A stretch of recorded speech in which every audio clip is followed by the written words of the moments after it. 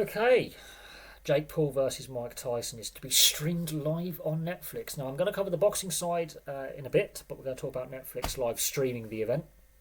Last year, Netflix were hinting at that they wanted to get into the live sports broadcasting game. This will be their first live sports event that they will be broadcasting. Now, when they were hinting at getting into live sports and getting rights to live sport, I believe they were hinting more at motorsport and team sports of some kind.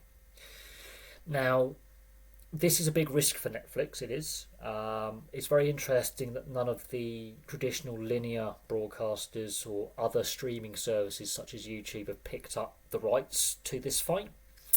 Considering that Jake Paul is also a YouTuber, I'm very, very surprised that YouTube didn't get in there. YouTube, I think, has more money than Netflix. I think YouTube, owned by Google, is a little bit more financial clout behind them. Now, again, this is where the promoters come into it and the organisers, and where they're hosting at AT&T, because obviously the stadium ownership are going to want to take a percentage of the profits and all that kind of stuff. So it's going to be interesting to see how much Netflix have actually paid to broadcast this. Are they going to put a pay-per-view paywall in the way, or is it just going to be open to all Netflix users? Are they trying to use this as a way to increase more people to buy their product? And are they trying to use this as a gateway to get further sports rights when it comes to sports rights negotiations? When, let's hypothetically say, I don't know, the Premier League. Rights are on the table, negotiations, let's open it to tender. Obviously, Sky Sports in the UK, TNT Sports in the UK, Amazon in the UK, they have the rights to the Premier League in the UK. And then there's various other overseas broadcasters that want a stake in the Premier League. And the Premier League are also looking at having their own streaming service. So, hypothetically, let's say the Premier League puts their rights up for tender. Do Netflix go, well, we'll bid for some games?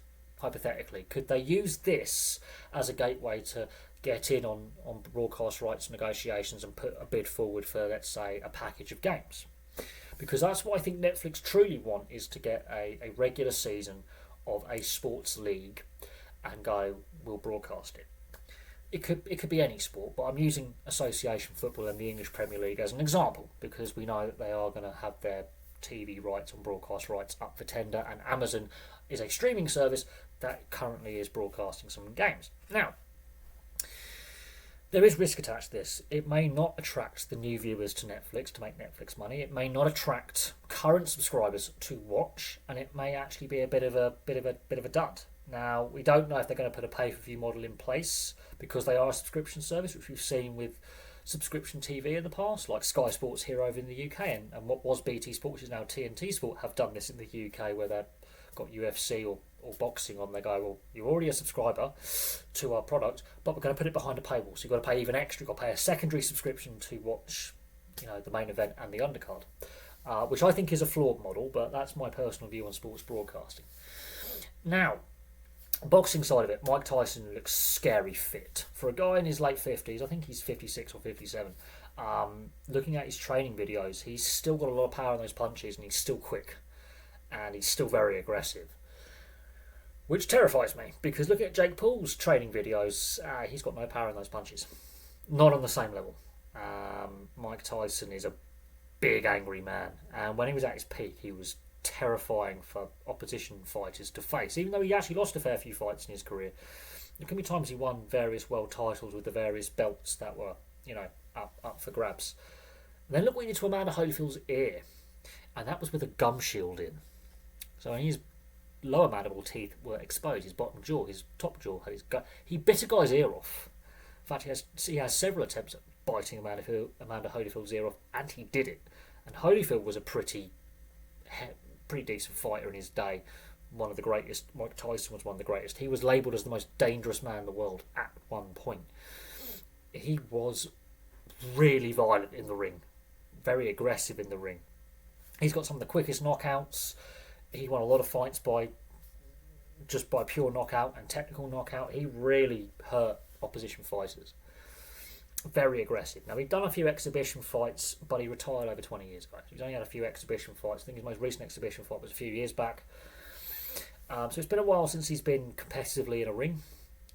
I'm still yeah, he's still looking pretty fit. Now, how the fight pans out, is it going to be scripted? What people would claim with the Tommy Fury fight, oh, it's scripted, blah, blah, blah, blah, blah. I think it was just designed to create controversy, and that leaked script was just designed to create some controversy and get people talking about his previous fight against Tommy Fury.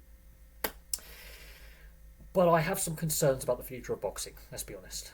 Now, yes, the promoters can see a lot of money out of this. Any promoter will go, I can make some money out of this.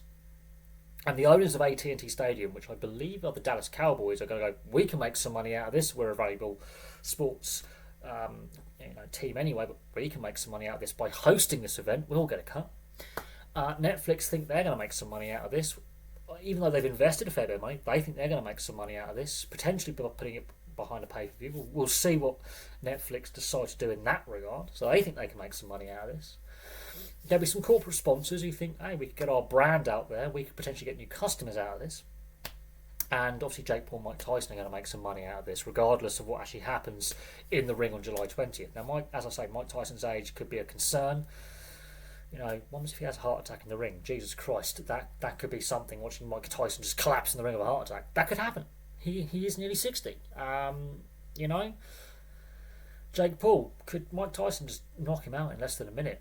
That could happen. We've seen it happen with professional fighters going head to head, and the fight's over in seconds. I remember it happened. Was it Audley Harrison? I remember one of Audley Harrison's last professional fights. He was done. He was knocked down, and I think knocked out within the first round, first few punches. He was on the floor, on the canvas, in trouble. So we've seen that happen where, you know, it doesn't matter what weight division, we've seen a fight done within barely 30 seconds. And there are some pretty dangerous fighters out there. But boxing's I think in a very bad place right now. It's losing credibility, and I think this doesn't help the credibility. Now, I think it all started with Floyd Mayweather fighting Conor McGregor, and people at the time, a few years back, were going, boxing's starting to lose its credibility then.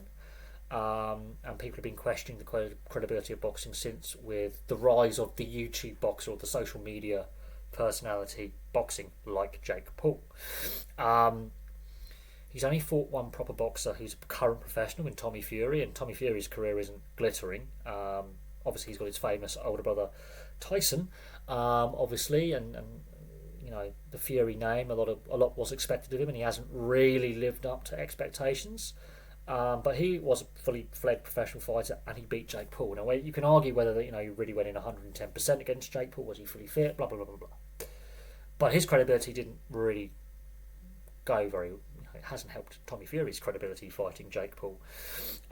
This can go one of two ways. Mike Tyson, his age catches up with him.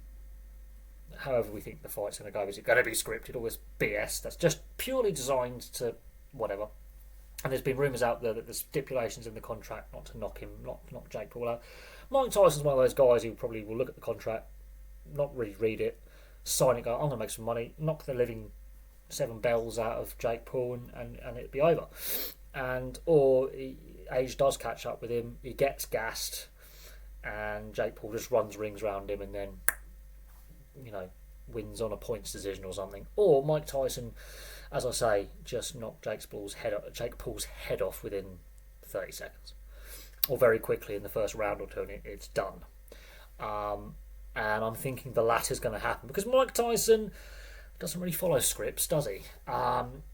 Mike Tyson has always been very hard to control in and out of the ring. He's been a very fiery character. He's been to prison. He's bitten a guy's ear off. He is a very, very volatile human being. Loved him as a fighter, mind. I wasn't always a Mike Tyson fan, but you knew with Mike Tyson in the ring there were going to be fireworks and there was going to be brutality, win or lose. Now, as I say, boxing is at this crossroads, and what I've seen on social media is most people on social media, whether they're going to watch the fight or not, want Jake Paul to basically be his boxing career to be ended by Mike Tyson. That Mike Tyson gives him such a hiding that he never has the credibility to get back in a boxing ring ever again. Not that he has much boxing credibility per se. Now, I'm not a boxer. I've done a bit of boxing sparring with mates and all that. I've done some pad work and stuff. I'm not a big guy. I did it just for the bit of the keep fit and just to hang out with my friends who were amateur and future pro boxers. That's basically what I did. And same with kickboxing. I literally just wanted to do a bit of pad work with them so I could hang out with my mates and be down the gym a little bit and just have a, that's what I did.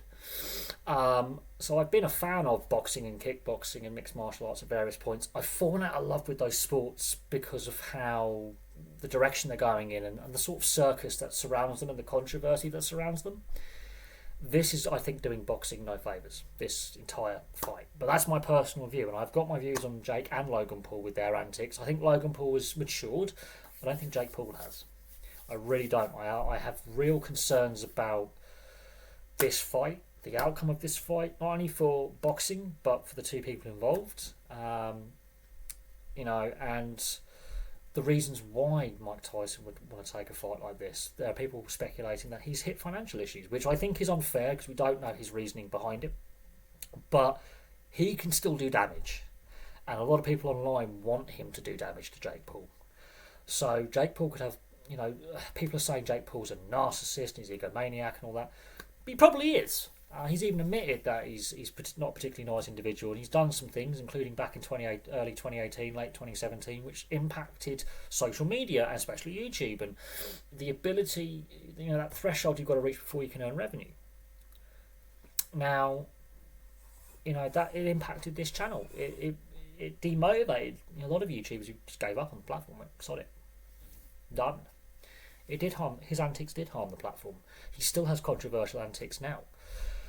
Is this the right move for Is this the right move for Netflix as well, as the broadcaster of note? Will this make or break their plans to get into live sports broadcasting long term? If it doesn't make the revenue and doesn't get the ratings that they want, could they go, this didn't work out? Or conversely, does this give them negotiating strength at the negotiating table when it comes to negotiating for sports rights? So there we go. That's my view on things right now. Place your thoughts in the comments section below, and I'll have some more content for you guys very, very soon.